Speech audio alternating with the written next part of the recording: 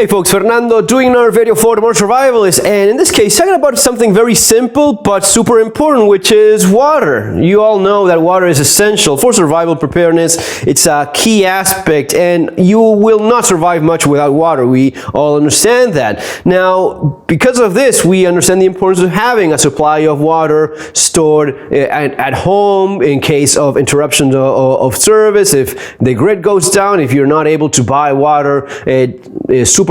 We all know that whenever there's a storm, there's an emergency, one of the first things people go buy like crazy, bottled water. It's always the same thing. Now, this means it's important also for your kits, your bug-out bag, your kit in your vehicle, or even your EDC bag. One of the essentials that if you have an EDC bag, if you don't have a water bottle in it, then you're missing maybe the most important key component that you should have with you at all times.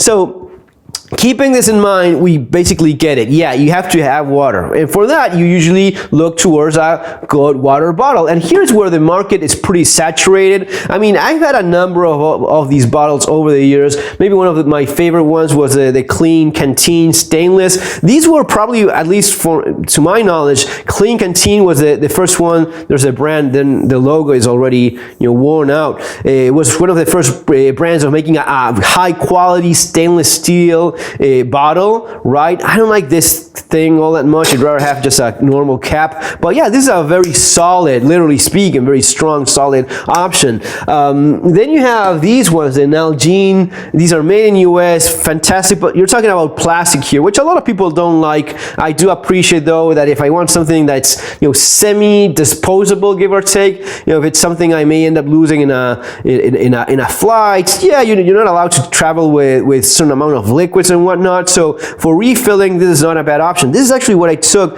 a recent trip. I'm not filming my life all day long. I don't do that sort of thing. But I was traveling recently and walking a lot. We were walking like 15 and something kilometers a day. What's like 12, 13 miles of walking all day. Walking all day long and pretty hot weather. So yeah, one of the things you learn when you do these things, besides understanding your own capabilities, is how much water you actually need. And let me tell you that for the average adult, if you're gonna be moderating, not running, not actually trying to work out, but just covering ground, walking, and whenever you find shade, going for that. Whenever you need to rest, you stop, and so on. Just walking with half a liter, which is about 16. Yeah, let me check this. But this is 16 ounces.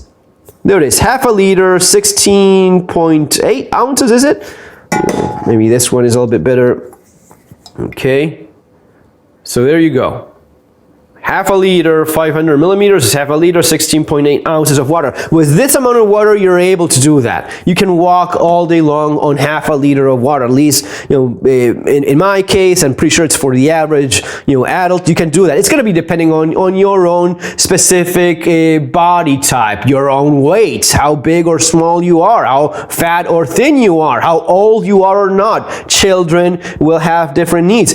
Basically, you have to keep all of that in mind. But, broad number, half a liter of water, 16 ounces, this would be the minimal amount of water I would be happy with in a bug-out bag or, an emergency kit. It's gonna be enough, yet not so big. This bottle, for example, this one also has 16 ounces. 16 ounces, half a liter. And notice how, this is, damn, you visibly can tell this is obviously smaller, but this is probably the full capacity to the very top, and this is the capacity up there. But I can tell you right away, these bottles are very, very well designed. These are made by Ikea, $3 a piece. You cannot beat these. These are very well made. I know bottles, I bought so many of them over the years. Whenever I find a stainless steel bottle, it immediately catches my attention. And I've seen quality like the ones from Clean Canteen. I've seen some crappy ones where you just with a little bit of pressure you see that it's bending, that it's giving, so they're very thin. Not the case here. These are pretty sturdy little bottles, and for $3 each, I bought a few of them. These are great, man. I'm probably gonna be buying a few more, but super happy with it. So to give you an idea of how much water this is, here I have a large, also from Ikea, large glass of of water. How much is that? Well, there we go. So you have a large glass, and yeah, that is a full glass of water, right? If you're thirsty, that's gonna be getting you through. And then you have a little bit more to go. So it's not entirely 2 full glasses of water. It's more like a glass and a half, or maybe a little bit more. But again, I'm telling you, having done this kind of recently, half a liter, you will walk in, hot weather with some moderation. Not running, not jogging, just covering ground, walking. The kind of thing you would do maybe if you're evacuating. Maybe not running, but if you have to walk all day long or most of the day, 15 kilometers, 20 kilometers, you'll be able to do that. Of course, it's about moderation. It's about how much water you're drinking. You shouldn't be drinking, if you drink a couple liters each time you're thirsty, you're going to be peeing. Reality is that if you're really careful about the usage of water, you're not even urinating because you're sweating it all. So this would get you through that. Very sturdy bottle. You could also use this, of course, yes, for cooking, which is one of the things, when you look at things from the survival perspective. If I have this in a kit, will I be able to cook with this? Will I be able to boil water so as to purify it on the road? Yeah, that's a big advantage from this that you don't have with plastic. I saw a video about someone boiling water in plastic. Man, I wouldn't recommend that.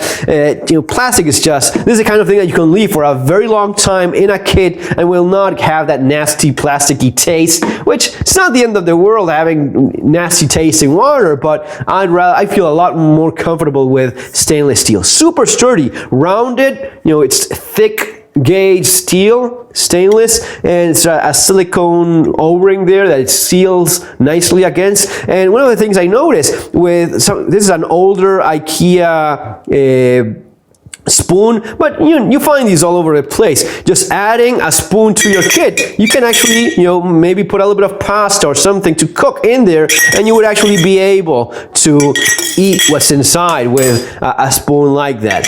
Nice cap. This is quality plastic, pretty sturdy, and you have a ring. One of the things that people don't realize is that you want to have this, if you're keeping it like in a bug out bag and it's on the exterior pocket, probably you want to have like a lanyard holding this, and this is perfect for that because, it actually happened to me. I was hiking in Tierra del Fuego in the glacier, the Martial Glacier, the one that's right on top of Ushuaia, and in one of those, stepping in the glacier, my bottle fell through the cracks, and yeah, it's probably still there. A couple million years later, someone's going to be finding that thing. Anyway, you want to have this attached to your bag with a lanyard, with a piece of paracord. You tie this to your bag, and when you want to drink, you pull it out of your backpack, you unscrew this, you drink, and then you put it back on, and it's secured to your bag yet again. So yeah, man, I know it's one of those little details, but after so many years, this is the best bottle I've came across. Size, minimalistic, compact enough, just the right amount so as to get you through most, if not, absolutely getting you most of the emergencies. It's not just about drinking water. I always remember the scene when the Twin Towers collapsed and all of those people with their faces covered with dust and debris from the collapsed buildings. They were running into stores, getting water and washing their faces and their eyes so as to be able to see, so as to be able to breathe again. You have to clear your airways with water. So it's about that as well. Washing a little bit after an accident. If you're all bloody and messy, maybe you're not going to be using all of it, but a little bit of that, a little bit of drinking. Yeah, it's 16 ounces is the minimal amount that I'd like to have in a kit. Guys, if you're interested in this kind of stuff, this is a lot covered in street survival skills in terms of the practical aspect, EDC, kits, stuff that you need to have for emergency, practical aspect of it, also self-defense, security, and being safe out in the road, some of the fighting skills, and yeah, a lot of the practical stuff. And as you see here, the EDC aspect, this is a crucial part of it. If you have an EDC bag and you don't have a little water bottle, at least like this one, you're not doing things right. See you in the next video, guys. Take care.